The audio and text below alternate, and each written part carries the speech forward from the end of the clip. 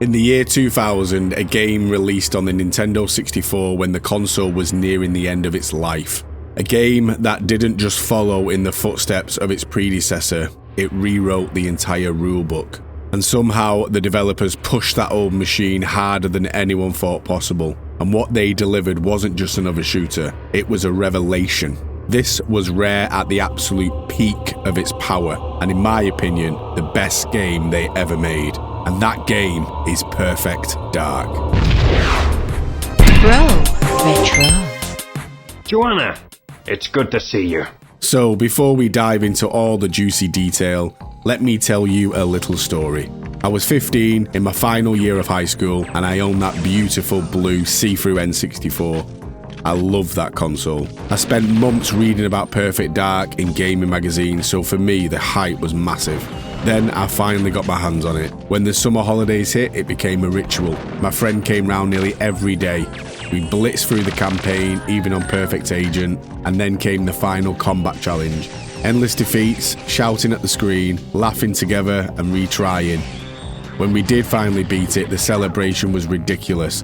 It was just two teenagers screaming at a small CRT TV as if we'd just won the Champions League. He's done it!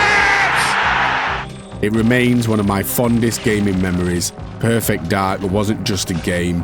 To me, it was the perfect summer.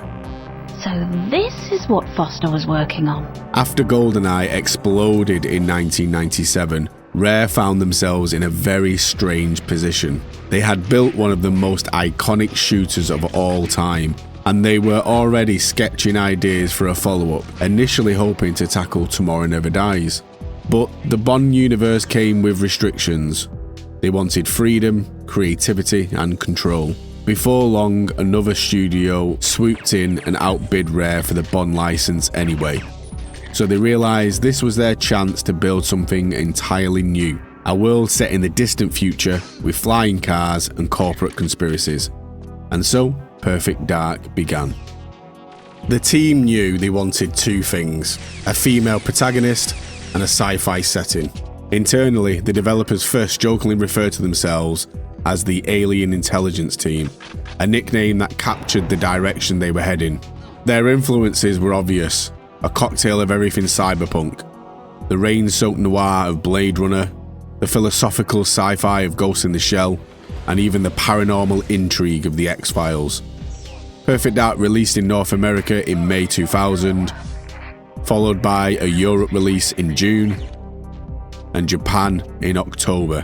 And by the way, I love the Japanese poster for this game. It's so cool. In the UK, it carried an 18 certificate, a far cry from the family-friendly image often associated with Nintendo. But as with many parents of that era, mine either never noticed the rating or didn't quite grasp what it meant. To them, it was simply another one of those shooty games on the colourful Nintendo thing. So, home it came, no questions asked. The game sold around 3 million units, huge numbers for a late-era title. But it couldn't match the staggering 8 million units achieved by GoldenEye. Timing played a major role, I think.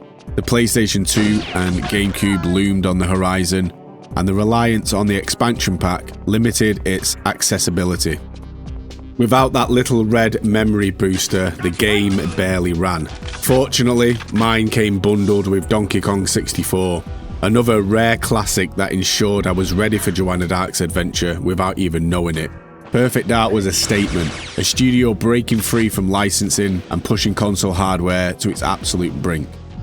But to understand how this ambitious vision translated into gameplay, we need to look deeper into what made this game so special. And that's exactly where the next chapter takes us.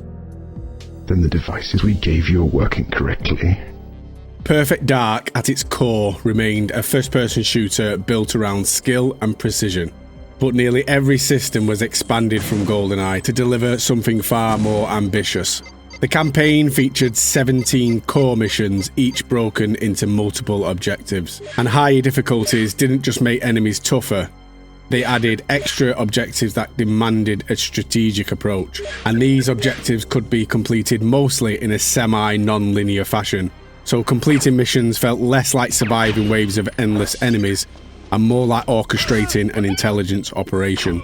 It was trial and error at first, but once you figured out the level, you were skating around, landing every perfect headshot and extracting before your team was ready. Between missions, Perfect Dark gave players something surprisingly rare for a console shooter in the year 2000. A place to breathe. The Carrington Institute wasn't just a menu. It was a fully explorable hub and the narrative anchor of the entire game. In here we have the device lab. Hey. Here you could explore rooms and receive snippets of lore from these consoles, and it fleshed out the world. Carrington also served as the game's training space. The holo training acted like the game's tutorial, and the firing range allowed you to experiment with weapons and complete challenges. Oh, and I love how all the weapons behind the glass displays are a nod to GoldenEye, and can be unlocked by getting gold medals in the firing range, which is a nice touch. As the campaign progressed, Carrington itself changed. New areas opened, and eventually the Institute came under threat. Rare understood that danger only feels meaningful when you have somewhere safe to call home first. One of Perfect Dark's most beloved innovations was its arsenal. The game offered an array of weapons, each equipped with a distinctive secondary fire mode, unique reload animations, and even dual wielding. The Falcon 2 served as your reliable sidearm, but even this basic pistol had layers. It could be silenced for stealth missions, or fitted with a scope for more accurate shots. The MagSec 4 offered burst fire capability, while the Magnum variants delivered raw stopping power. Then there were the more alien designs.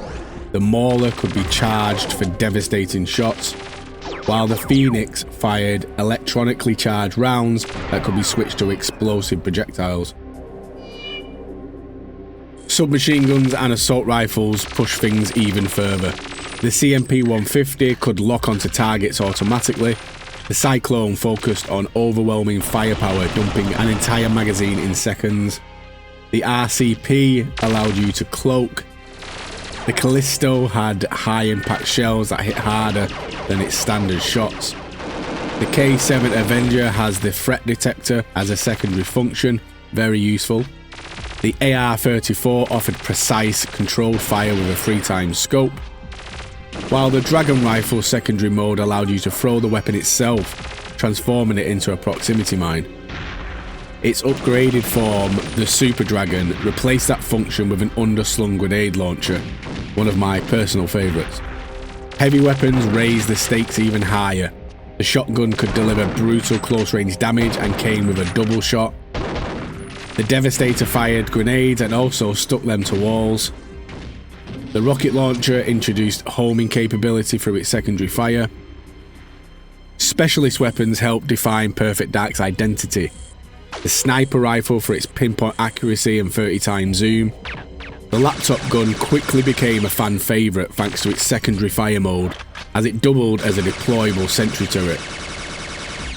Then you had the Tranquilizer that offered lethal and non-lethal takedowns, and even a Psychosis gun that turned enemies into allies. The crossbow had poison-tipped bolts, and the combat knife completed the set. Then there was the Farsight. It was literally on another plane altogether. It allowed you to shoot enemies through walls from across the map, turning cover into an illusion. Maybe this one was a bit OP in multiplayer. The Reaper was an alien Gatling gun that doubled as a devastating blade attack that shredded anything too close for comfort.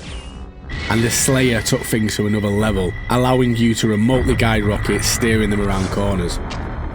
And oh yeah, you also get grenades and mines as standard, because why not? But weapons were only half the story. Perfect Dark's gadgets elevated it from a shooter to full-blown espionage simulator. Gadgets like the Cam Spy, the data uplink, the cloaking device, and ECM mines allowing you to disable electronics. Detecting enemies became more tactical thanks to night vision goggles, the infrared scanner, and also the X-ray scanner even let you see through walls. Okay, you know. And for true infiltration, the disguise kit allowed you to blend in seamlessly as enemy personnel. Combat boosters increase reaction speed by slowing down time, and let's not forget the wrist-mounted laser for opening safes or disabling security panels, or just to have fun killing bad guys. With all these tools, every level became a sandbox encouraging experimentation and exploration. Beyond the campaign, Perfect Dark offered a content package very large for that era, and if this game came out now, it would be chopped up and served as DLC. The Combat Simulator was its multiplayer mode that could be played in 4-player split screen. It featured dozens of maps, extensive customization, and a roster of AI bots called Simulants. They had different behaviours, like P-Sim, he'd go around disarming everyone, and the infamous Dark Sim, the most skilled and complex simulant. Then there was the co-op campaign, which I played to death with my mates, and the counter-operative mode was especially interesting, because the second player could possess enemies and hunt you through the campaign. This was years before anything comparable appeared on any other platform, and funnily enough, it was inspired by the agents from The Matrix. All of this was supported by AI systems that were genuinely ahead of their time. Enemies didn't behave like simple targets. They reacted, guards took cover, rolled out of danger, investigated sounds and triggered alarms, and also switched weapons depending on the situation. They even retreated when overwhelmed and in some cases surrendered. Enemies also visibly reacted to being shot, like limping away in pain, and you could also shoot the guns out of their hands. For a game released in 2000, it still feels surprisingly modern. There were even secret missions to unlock, funny cheats, and even hidden cheese. Yes, cheese. Rare's engineers were essentially magicians and built an early blueprint for the modern FPS. But to understand why these mechanics mattered so much, we need to look at the world that held all this together. Get the guns back online! Hurry! The story begins in 2023. You step into the role of Joanna Dark, a secret agent for the Carrington Institute. It's a research organisation doubling as an espionage group. Her mission begins simple: corporate sabotage against the megacorporation Datadyne. But things don't stay simple for long. The campaign quickly expands into a globe-trotting adventure, peeling back layers of a hidden interstellar war. On one side are the Mayans, the classic grey aliens. On the other side, the Skedar, a reptilian race using cloaking tech to pass as human. Joanna's first assignment sounds straightforward: infiltrate a Datadyne skyscraper and extract a scientist named Dr. Carroll. The twist? Dr. Carroll isn't human at all, but a powerful AI, and Datadyne will stop at nothing to reclaim it. From there, the stakes escalate. Joanna rescues Carrington from capture, uncovers a plot to kidnap the US president, and discovers Datadyne's interest in a deep-sea vessel called the Pelagic II. Along the way, she allies with a Mayan named Elvis, yeah, he's called Elvis, and frees him from Area 51. When the president refuses to cooperate, the Skedar and corrupt NSA agents attempt to replace him with a clone. Joanna foils the plan, survives the crash of Air Force One, and saves the real president. But the Skedar press on, racing to unlock an ancient alien craft armed with a planet-destroying weapon. The climax comes with a full-scale Skedar assault on the Carrington Institute. Joanna is captured, but she escapes with help from an unlikely ally. She commandeers an alien warship and leads the final strike on the Skedar homeworld. Even 25 years later, it still feels pretty cinematic, very ambitious and unforgettable. Yes, I agree. This game's soundtrack remains one of the most memorable in my gaming history. Composed by Grant Kirkhope, Graham Norgate, and also David Clinique. It leans heavily on electronic beats, distorted synths, and deep bass lines, giving the game a distinctly James Bond cyberpunk vibe.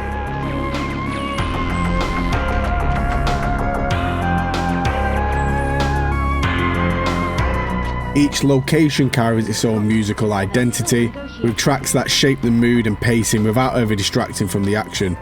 Rare pushed the Nintendo 64's hardware to its limits, using the expansion pack for higher quality samples and complex audio layering. If only because we could secure the equipment from the storm drain. Combined with Dolby surround support, the result was a clarity and depth that stood out at the time. Voice acting added another layer of immersion.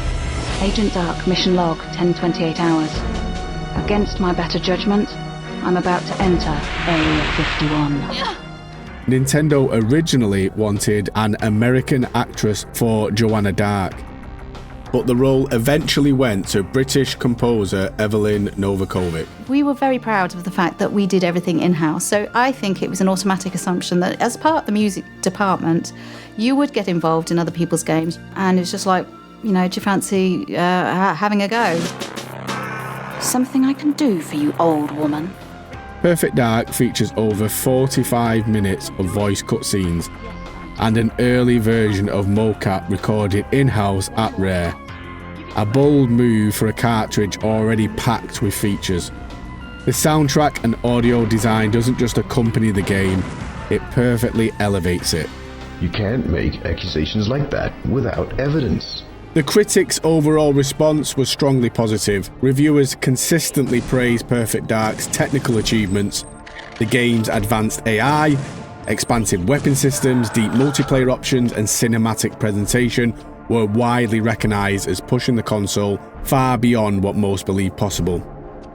Many outlets described it as one of the most feature-rich shooters ever released on a console. That said, critics were not blind to its flaws. The most common criticism centered on performance. Even with the expansion pack, frame rate drops were noticeable, and review scores reflected this balance. IGN awarded Perfect Dark a 9.8, praising its depth, AI, and ambition, while noting that technical limitations occasionally held it back. And GameSpot gave the game a 9.9. calling it one of the most ambitious shooters ever attempted on a console, and commended Rare for refusing to simplify their vision. Overall, critics framed Perfect Dark as a more mature and demanding experience than GoldenEye. It's a Mark II and should be compatible. After the dust settled on Perfect Dark's success, the future of the franchise became complicated. The first follow-up didn't arrive on a new console. Instead, it appeared quietly on the Game Boy Color. Simply titled Perfect Dark, it served as a prequel of sorts. I never played this entry, unfortunately, and apparently when linked to the N64 cartridge via the transfer pack, it unlocked additional cheats, which is kinda cool. Shortly after that, Rare planned to develop a new title called Velvet Dark for the GameCube, a game based on Joanna's sister, but the project never moved beyond pre-production and was ultimately abandoned. So myself and the fans kept waiting for something, and that something arrived 5 years later, but not in the way many hoped. In 2005, Perfect Dark Zero launched as a day one title for the Xbox 360. Developed by Rare, now under Microsoft ownership, it was positioned as a bold reboot and as a technical showcase for the next generation hardware. On paper, it had everything: high definition visuals, expanded multiplayer, and a reimagined Joanna Dark. In reality, the reception was mixed. While the narrative ambition was clear, many fans, including myself, struggled with the tonal shift. The grounded, mysterious sci-fi atmosphere of the original was replaced with a more stylized, almost child-friendly presentation, and it felt at odds with the series' identity.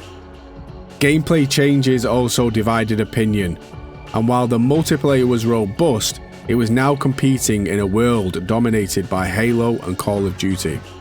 And to add insult to injury, there was no hub world to explore, so it almost felt like a step backwards. Critically, Perfect Dark Zero was panned and was not the triumphant return we had been waiting for. And for a while, it seemed like that might be the end of the story. Sorry. But then something unexpected happened. In 2010, Perfect Dark returned, not as a sequel, but as a restoration. The original game was re-released on Xbox Live Arcade, rebuilt by 4J Studios. This wasn't a simple emulation, it was a careful remaster, featuring high-definition visuals, smoother performance, online multiplayer and full achievement support, all while preserving the core gameplay exactly as fans remember it. For me, this version became the definitive way to experience Perfect Dark. It reminded everyone that the original wasn't just good for its time, it was genuinely exceptional. And in that moment, Perfect Dark stopped being a nostalgic memory and became a classic again. Which brings us to the final question. What does Perfect Dark mean today and why does it still matter? Good night, Miss Dark. Perfect Dark didn't just succeed as a sequel to GoldenEye. It quietly laid down a blueprint that modern shooters would spend the next 2 decades refining. Long before modern FPS games standardized alternate fire modes, Perfect Dark made them the norm. Nearly every weapon offered a tactical choice and utility over raw damage. Today, that design philosophy feels obvious. In the year 2000, it was revolutionary. Its difficulty-based objectives influenced mission design far beyond the Nintendo 64. And yet, it's a feature hardly used in modern games, which baffles me. The AI systems with enemies reacting to sound, taking cover, retreating, set a standard that many shooters still fail to meet. Then there was the multiplayer, bot-filled matches with custom personalities, and co-op campaigns. These ideas wouldn't become industry staples until years later. Yet Perfect Dark delivered them all in one package. And yet, despite all of that influence, the series itself slowly faded away. After Perfect Dark Zero, the franchise entered a long silence. And when a modern reboot was finally announced with Crystal Dynamics' name attached to it, my hope returned.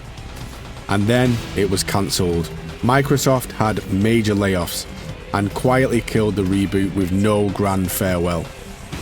And that's part of why this video exists. Because Perfect Dark deserves to be known better than a cancelled reboot announcement.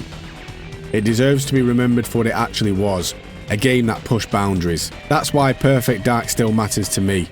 Not only because it was technically impressive, and not only because it influenced future FPS games, it mattered because it captured a moment in time when games felt limitless and summers felt endless. And to me, it's perfect.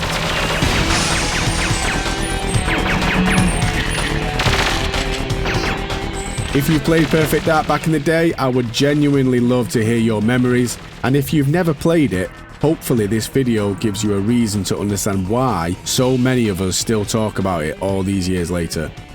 If you enjoyed this video, drop it a like, and if you're new around here, feel free to subscribe. I'll be making more retrospectives like this, so I'll catch you in the next one. Broretro out.